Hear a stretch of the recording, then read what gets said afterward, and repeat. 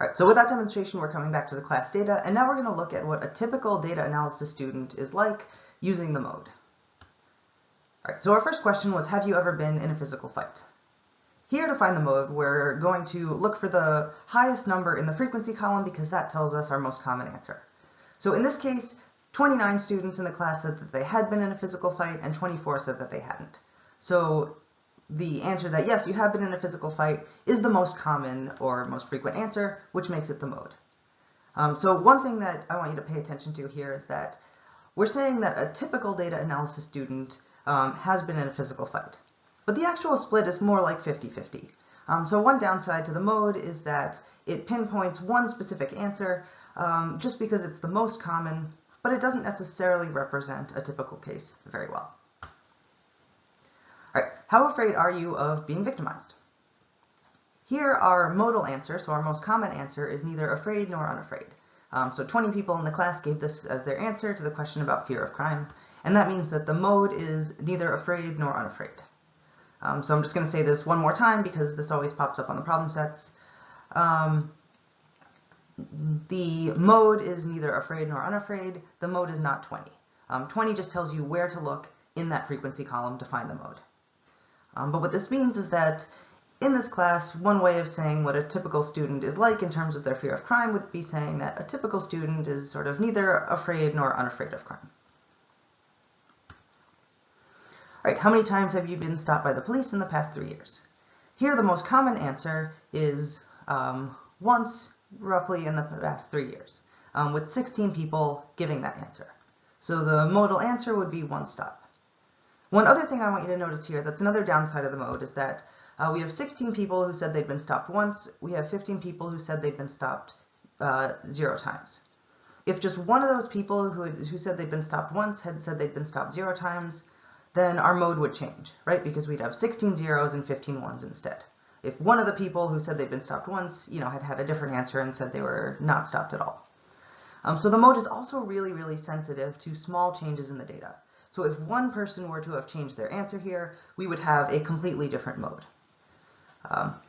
So this slide is sort of both a demonstration of the mode and a cautionary tale about the mode, because it does have downsides as a measure of central tendency. Because of that, the mode is used relatively infrequently, so it's not used that often, and it's typically used for nominal level variables where, as you'll see, it's going to be your only option for a measure of central tendency. And with that, I'm going to move on to the second measure of central tendency that we're going to talk about, which is the median. And the median is appropriate for ordinal, interval, and ratio level data most of the time. What the median is the middle point in a distribution of values. This means that if you were to list out all of your values from least to most, the median would be at the very middle of that. And so half of your data is on one side of the median and half of your data is on the other side. So another way to think about that is that not only is it the middle point, but you've got 50% of your cases or observations on one side of the median, and 50% of your cases or observations on the other side of the median. There are a couple ways to find the median as well. One that you may have done before is to find the median by putting all your observations in order from least to most, and then just finding the middle. So I'll show how to do this in a second, but basically you're listing everything out, then you can just kind of count inwards until you find the median.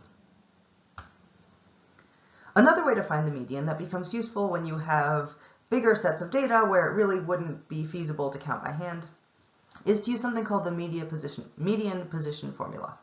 And what the median position formula does is it tells you where to find the middle so you can skip the counting part.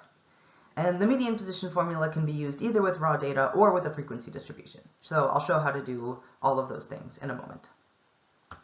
But first, I want to speak to this asterisk that I had at my level of measurement bullet point up here, which says that when you're dealing with ordinal data, so data where your different variable values can be put in order, but they're not numerical, so you can't do arithmetic with them, it's not always possible to find the median.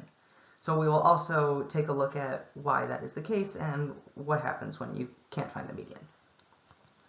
All All right, so with that, we're going to hop back over to the document camera. We'll go through examples of the median in our sort of simplified data set of 12 people, and then we'll come back and we'll look at the median values for the class data on those questions we had before.